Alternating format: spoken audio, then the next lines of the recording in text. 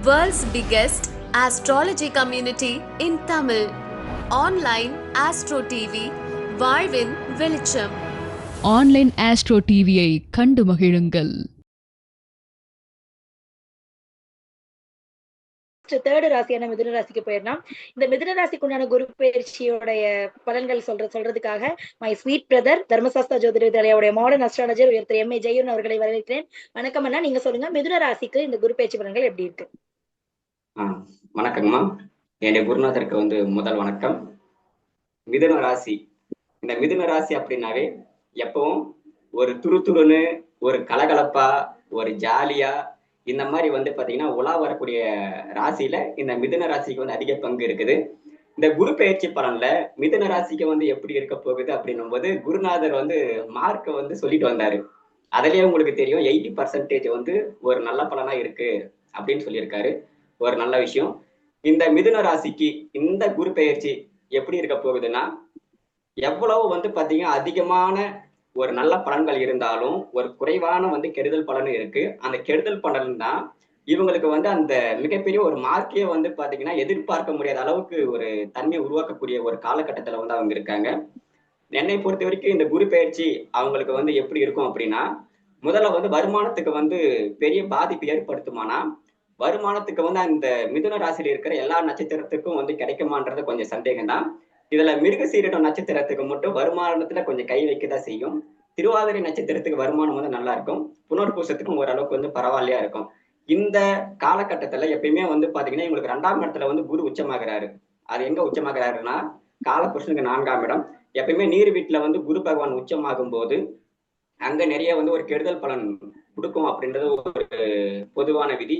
அதே போல இவர் இந்த வருஷம் ஒரு 3 ராசிக்கு பயிற்சி பண்றதுனால அதிகப்படியான ஒரு இழப்புகளும் நம்ம சந்திக்கக்கூடிய ஒரு தன்மை உருவாகும்.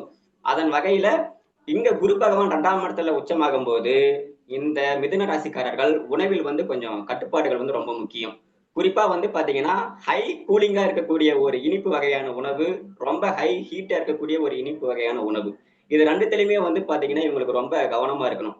குறிப்பா மிருக சீரிடம் இந்த நட்சத்திரம் தான் ரொம்ப கேர்ஃபுல்லா இருக்கணும். இதுல ரொம்ப கூலிங்கா இருக்கக்கூடிய ஒரு உணவுப் பொருட்களா சாப்பிடும் போது அவங்களுக்கு நிறைய பாத்தீங்கன்னா உபாதைகள் ஏற்படக்கூடிய அதிக சான்சஸ் இருக்கு.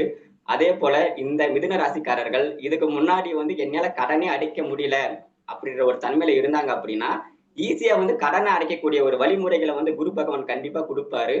அதுக்கப்புறம் பாத்தீங்கன்னா எனக்கு எங்கேயுமே கடன் கிடைக்கல அப்படின்னு ஏங்கக்கூடிய நபர்களுக்கும் கண்டிப்பா குரு பகவான் ஒரு நல்ல ஒரு கடன் கிடைக்கக்கூடிய ஒரு அமைப்புல உருவாக்கி கொடுப்பாரு.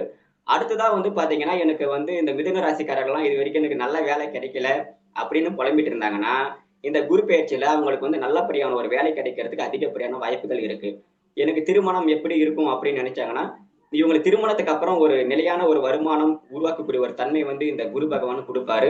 அதே போல இவங்களுக்கு இந்த ட்ரேடிங், இந்த மாதிரி லாட்ரி, இது போன்ற ஒரு விஷயங்களை அதிகப்படியான முதல்ல ஒரு ப்ராஃபிட் கொடுத்தாலும் இவங்க ஒரு நல்ல ஒரு மென்டர்ஸ் அவங்கள பாத்தீங்கன்னா அணுகாம இவங்களா பாத்தீங்கன்னா ஓவர் திங்கிங்களை பண்ணும்போது அந்த ட்ரேடிங்ல கொஞ்சம் சரிவுகளை சந்திக்கக்கூடிய ஒரு தன்மை உருவாகுது.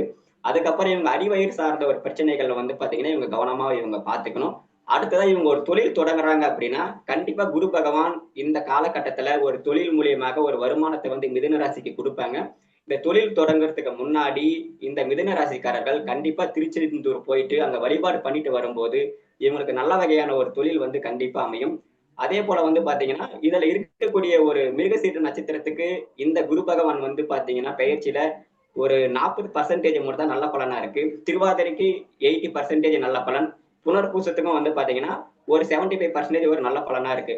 இவங்க கடைபிடிக்கக்கூடியது என்ன அப்படின்னா, கொஞ்சம் உடல் உபாதையில மட்டும் இவங்க கவனமா இருந்தாங்கன்னா போதும். மற்றபடிக்கு ஒரு நல்ல பலனா கண்டிப்பா அமையும். நன்றிங்கம்மா.